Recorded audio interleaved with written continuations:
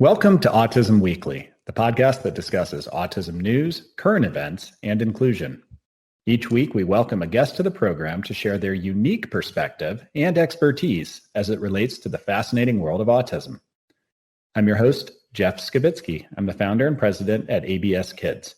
I've been in the field of autism and applied behavior analysis as a clinician and advocate for nearly 2 decades. Today, we welcome autism advocate and author Sam Farmer back to the podcast for his 3rd appearance to talk to us about the autism workplace.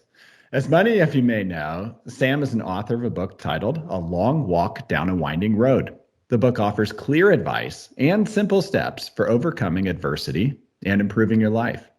Sam has a ton of experience navigating the workplace. Sam also regularly creates coaching videos and writes a blog for AANE, that's the Asperger Autism Network. His goal is to help others help themselves. We're thrilled to welcome you back. Sam, let's jump into it.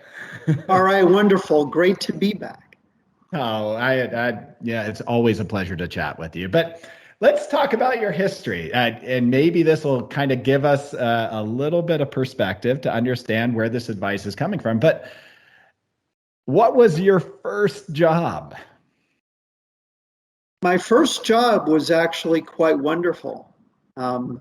Sophomore year of high school, I was working as a pot washer, dishwasher, busboy type for what was called an eating club back then at Princeton University, where I was growing up in Princeton, New Jersey. We lived like not even a mile away from the university.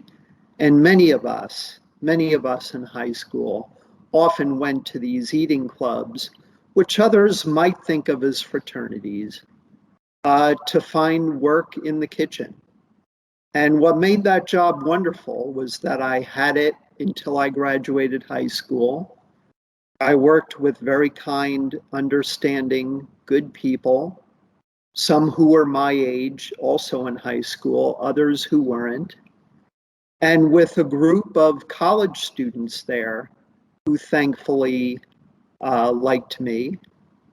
And it helped also that as a piano player back then, they had a piano in the back room where people would like hang out before or after a meal, and I would often play piano for them, and they were grateful for that.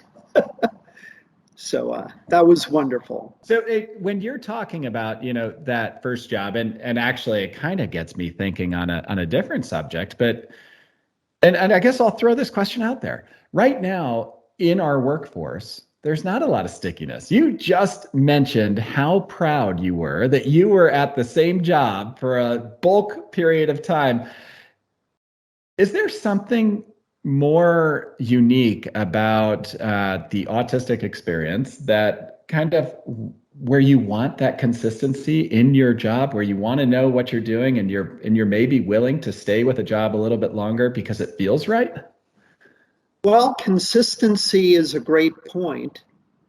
Predictability, structure, familiarity are all very, very important, and all of which contributed to why, to this day, I'm still in the same job that I've had for 25 plus years.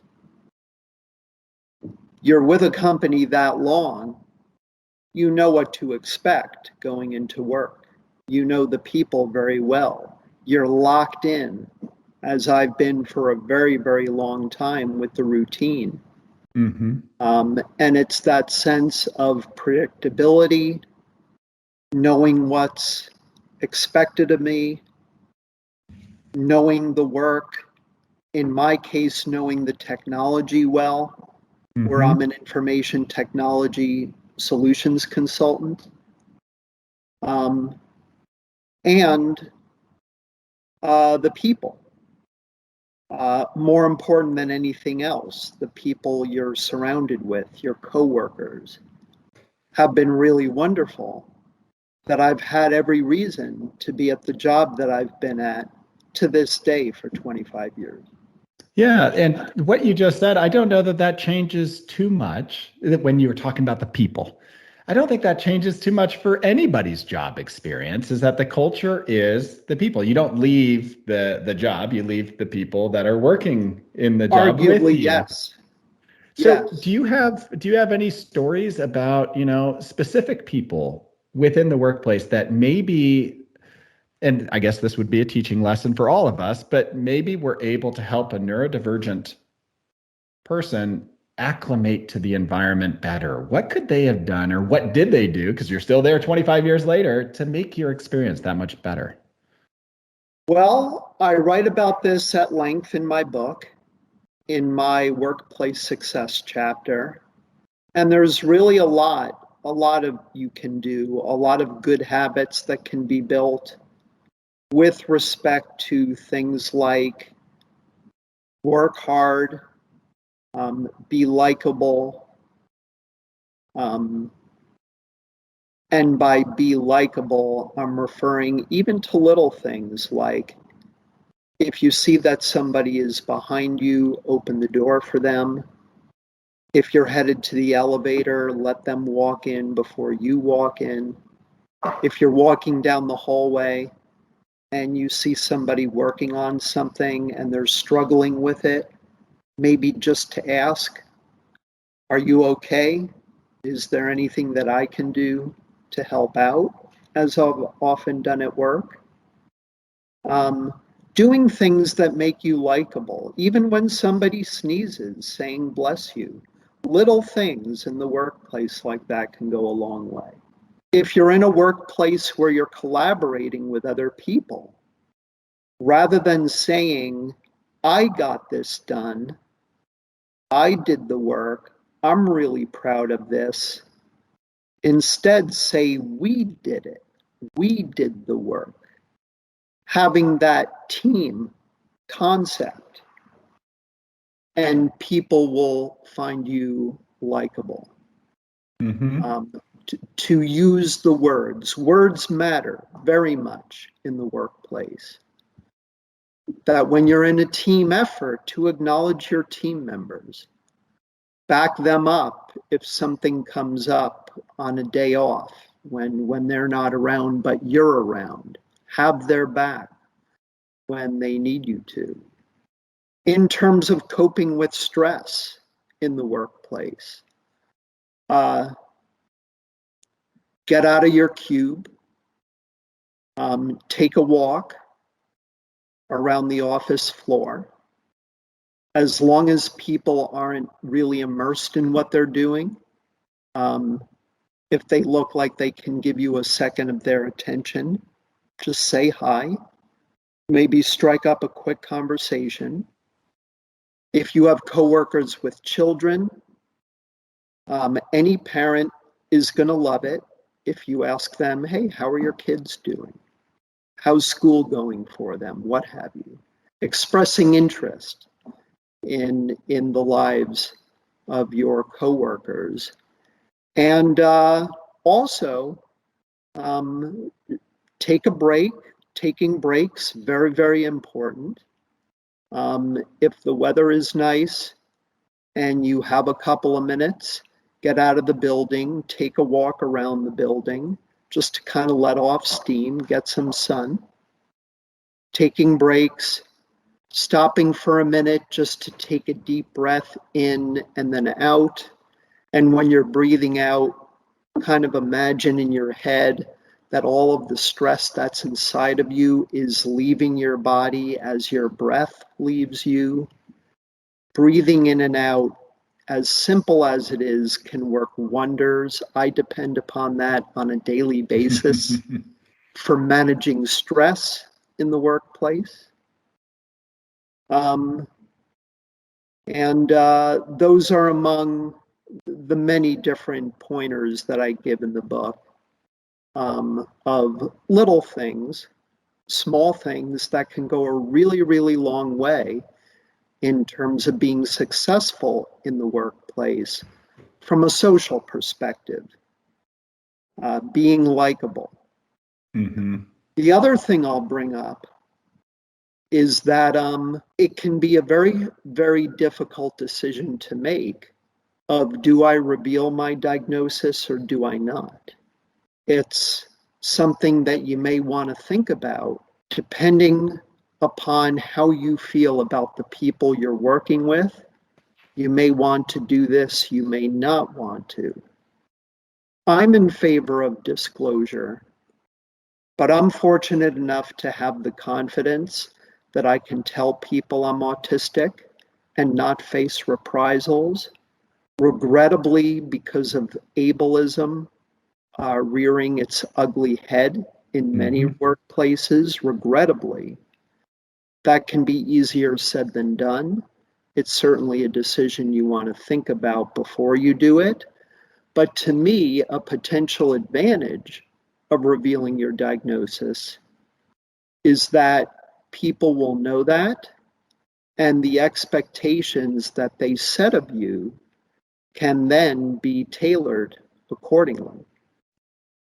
Being honest about your strengths and weaknesses, being honest, which is often looked upon as being courageous, of maybe telling people what your vulnerabilities are, what you're good at, what you're not so good at, being candid about those things often will do you good, because then your coworkers can internalize that and treat you accordingly, because you don't want your coworkers, certainly not your management, expecting more from you than maybe you can handle.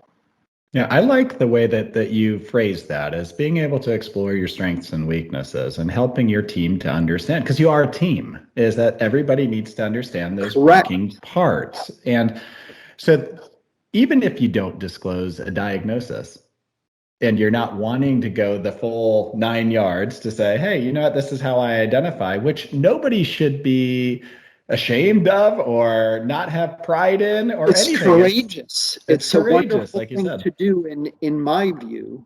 But you need to be careful. And if you don't disclose, that may very well be okay. You can be honest with coworkers about your strengths and weaknesses, what you're good at, where you're vulnerable, not so good at. You can reveal those sorts of things without revealing a diagnosis. Absolutely. But if you do reveal a diagnosis, is that diversity in the workforce makes a team stronger. Diversity in thought makes a group work better and think outside the box. I'd love to hear, because you've been a very integral part of a lot of the teams you've worked with. I want to hear from your perspective where neurodivergent ideas, where a neurodivergent employee has really pushed the rest of the workforce in a positive way to be able to start maybe adapting or thinking different or making that experience better for the whole team. Well, there are a number of companies, thankfully, an increasing number, who are, with the help of organizations who advocate for neurodiversity, who are helping them to create autism hiring programs. And what many of them say in interviews that I've come across, and I've written about this to some extent in articles that I've written for various media outlets, is that, like you said, when you bring aboard neurodivergent people, it's a win-win. You get a big confidence boost, a good, great sense of purpose, a feeling of pride to be neurodivergent and to be hired at a company. And there are a number of very prominent companies doing this publicly. Dell Technologies comes to mind, Microsoft, AMC Theaters, Walgreens, increasing numbers of companies as each day goes by, understanding the value of neurodiversity in the workplace for that reason, a variety of perspectives, a showing that you understand that within the human population, that there are a variety of different neurological profiles. I have referred to them at times as alternative neurologies with differing perspectives, that you need those perspectives in order to be able to develop products, develop services that are well-rounded, well-informed by more than just one type of person who thinks in one kind of general sort of way, that everybody wins. It's an education for everybody. And I've come across interviews of managers of teams of people that are neurodiverse who are just besides themselves with joy. Mm-hmm. That look at the results that we see from this kind of outlook on how we're hiring and bringing in a neurologically diverse workforce. It's wonderful, which I think accounts for why more and more companies increasingly are taking this approach. Yeah, I couldn't agree more. Is that in my workforce is that I've been able to see firsthand is that having somebody challenge your thought process, challenge your ideas, make you think in a different way only makes you stronger. But I also would like to say is that with a neurodivergent workforce, you're also getting skills and abilities that might not have existed in your current team. Is that you have, it's not a matter of trying to bring somebody in the workforce that is not going to technically impact it in a positive way. There are technical skills in every job set that neurodivergence immediately enhances, which is you bring really up cool a great point. You bring up a great point, which is that autism, for example, isn't all about challenges and adversity, and that I need to be taking this medication or I need that kind of therapy. There are strengths, really good attributes that come with it. And I and many others whom I've met in the autism spectrum community are really good examples of this. Everybody on the spectrum is different, in certain respects. You're not going to find any two people on the spectrum with identical profiles. But for me and for others, it's things like out-of-the-box thinking. It's things like having really good analytical skills, being able to really, really focus on a task, hyper-focusing, if you want to call it, for very long periods of time. And creativity. Let's see. As far as out-of-the-box thinking goes, this is kind of more of an example from school, but it could still apply to the workplace. I wrote a paper about one of my favorite jazz musicians from my high school history class. I said, look, to my teacher, this musician who I'm writing about is truly a historical feature, a historical figure who did many great things for jazz music in America. And this is a history class. So do you think that's relevant? Can I write about this? And thankfully he said, yeah, Sam, go for it. I love that idea. Not everybody is going to think to write a paper with a listening guide to recordings of his for a history class, for an American history class. But I got it done, and I was honored to hear him say, Sam, this is one of the best papers I've ever written in my academic career. And go figure, it was a paper about a jazz musician for an American history class, thinking outside the box, thinking in ways that probably most others wouldn't. while still doing something that's relevant, whether it's to a class in school, whether it's to a project in a workplace. Different ways of thinking about things. You take one thing that exists in this world, it can be looked at from so many different angles.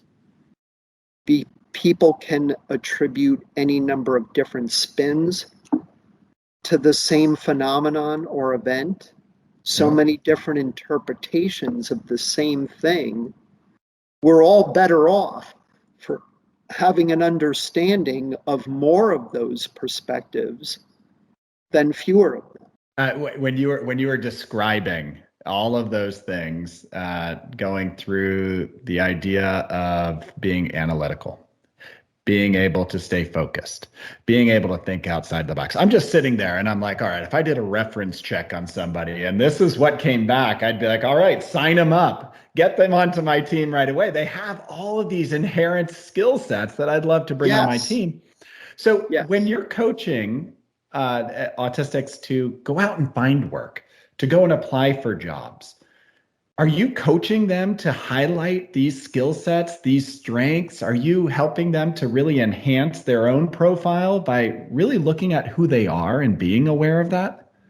Well, I'll admit that I'm not doing that kind of thing. I'm not coaching people. Really, what I'm doing is I'm writing about people and about organizations who are working to enhance inclusivity and neurodiversity in the workplace. In my book, again, my chapter on workplace success, I have a number of tips that I can only hope, will help people who read through them to maybe improve their work situation beyond what it is when they first pick up the book.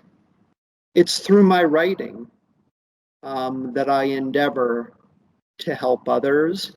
I wouldn't call it coaching per se. And I don't expect everything that I write or that I say during a podcast or during an author talk to resonate with everybody. That's not what it's all about. I'm hoping that I can reach a few, maybe reasonable number of people. If even a fraction of what I have to say can really resonate strongly with the reader, then I'm happy about that. Because I know that what I'm writing, what I'm saying, isn't going to resonate with everybody. And that's perfectly fine. None of us can satisfy everybody else. But if some value can be gleaned by the reader from something I've said or something I've written, great. I'm good with it. So how do you see that hiring process going? And this I actually don't really know how to look at this from two different angles. One, from the employer perspective, is how do I make sure that employer is not downplaying the abilities of this individual who's coming in and might present differently than the next person? How do I make sure that employer has an open mind? How do I encourage that more? Well, my opinion is perhaps to seek advice or to get help from organizations that are doing work with corporations in formulating and managing and ensuring the success of these autism hiring programs, and to seek advice from people who know, the people who are in positions of making hiring or otherwise kinds of decisions. I'm not that person.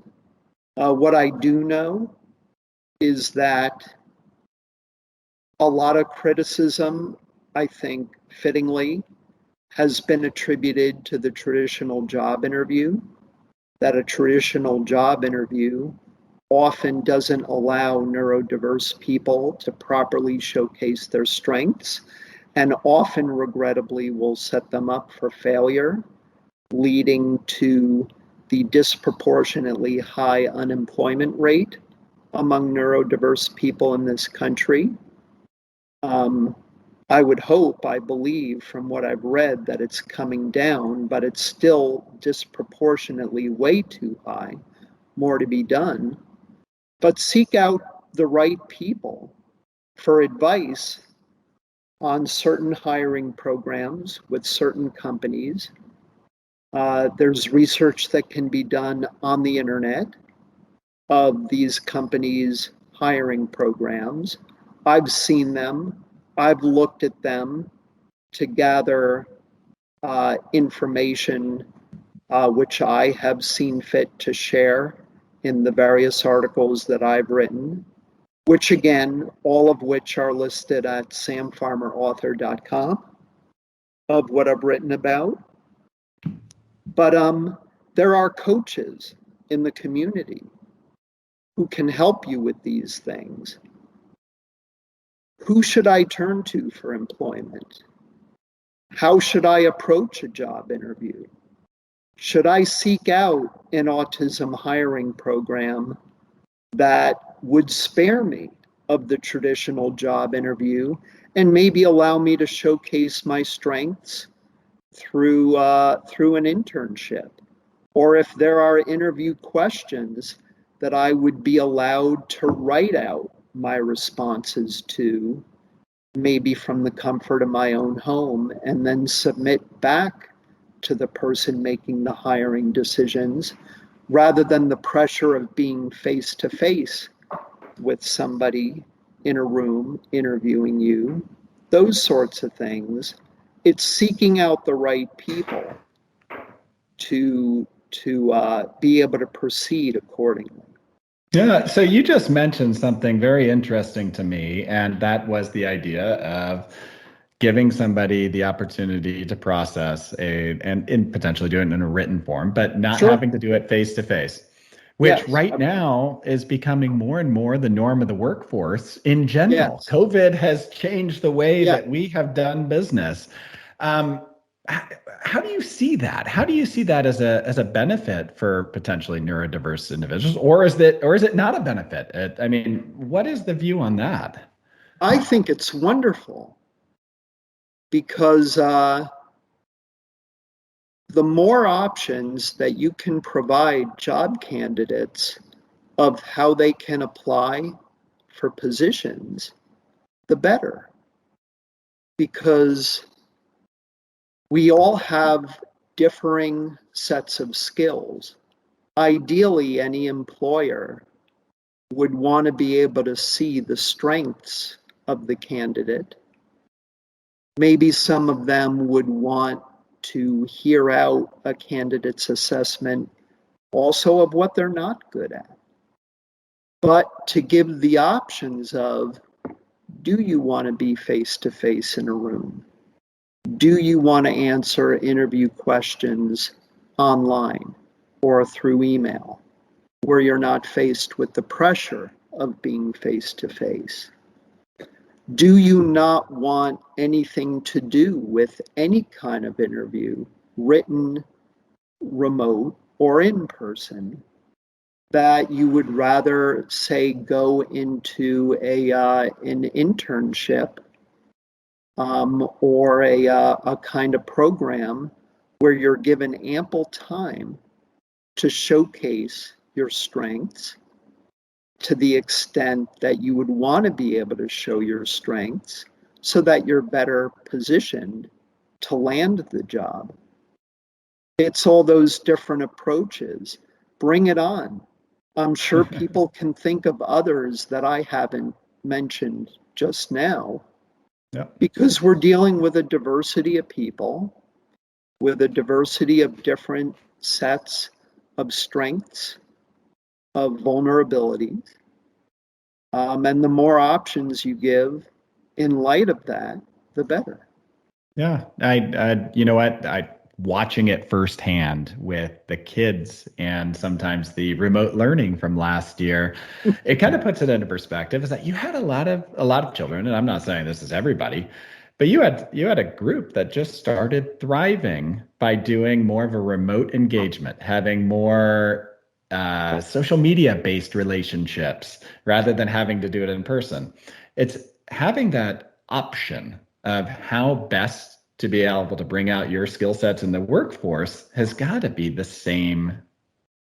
It's got to be in the same vein somewhere, right? It's, give people the option to work how they're best going to be able to produce. Is that what you're seeing? Absolutely, without question, that's exactly it.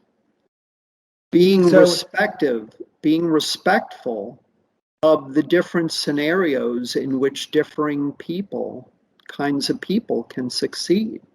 Mm-hmm. The notion that if you're in a workspace, that some people work better if they can kind of be in the privacy of their own cube and not just thrown in the middle of the floor, maybe right smack next to other coworkers. Maybe they work better when they're in the privacy of their own cube.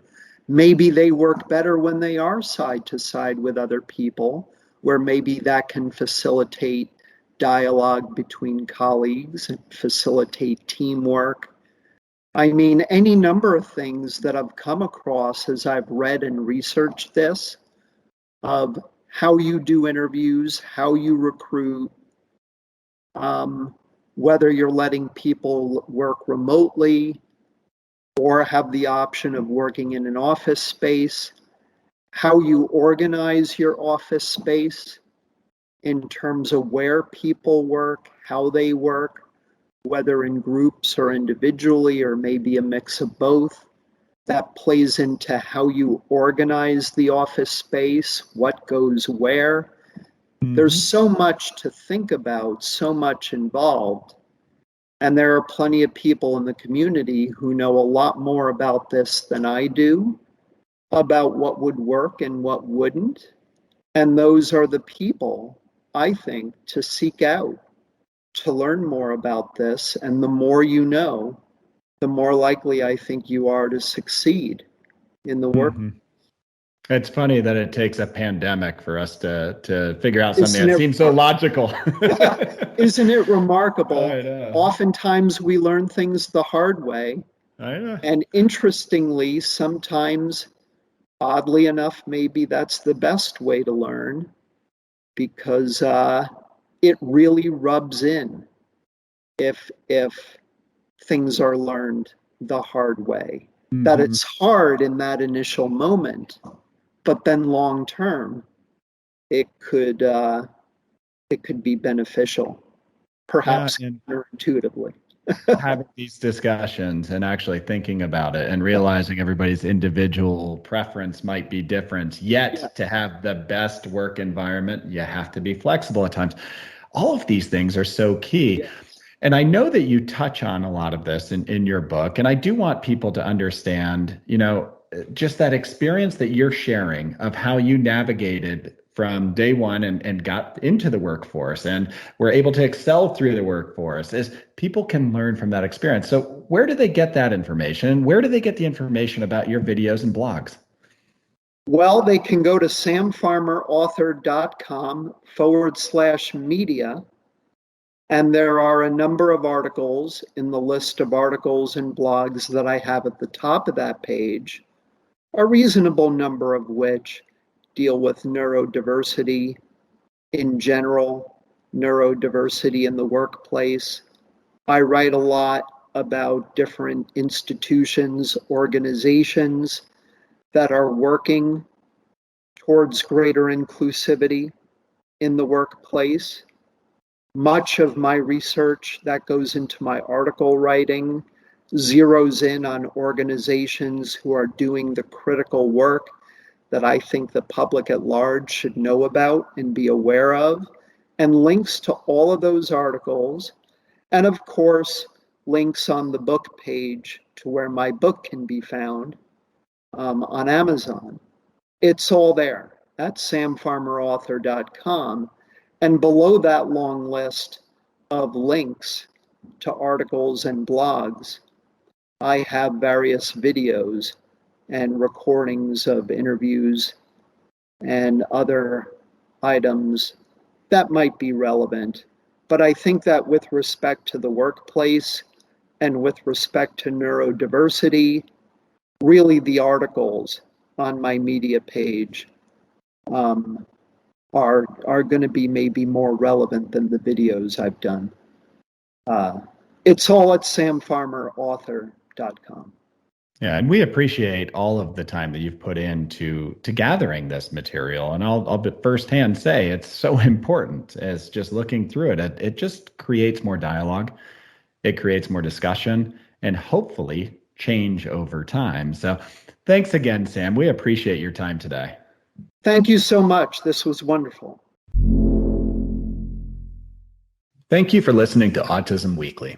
We hope you tune back in next week to learn more about autism in the real world. Autism Weekly is now found on all the major listening apps, including Apple Podcasts, Google Podcasts, Stitcher, Spotify, Amazon Music, and more. Subscribe to be notified when we post a new podcast. Autism Weekly is produced by ABS Kids. ABS Kids is proud to provide diagnostic assessments and ABA therapy to children with developmental delays like Autism Spectrum Disorder. You can learn more about ABS Kids and the Autism Weekly podcast by visiting abskids.com. Thanks for tuning in. See you again next week.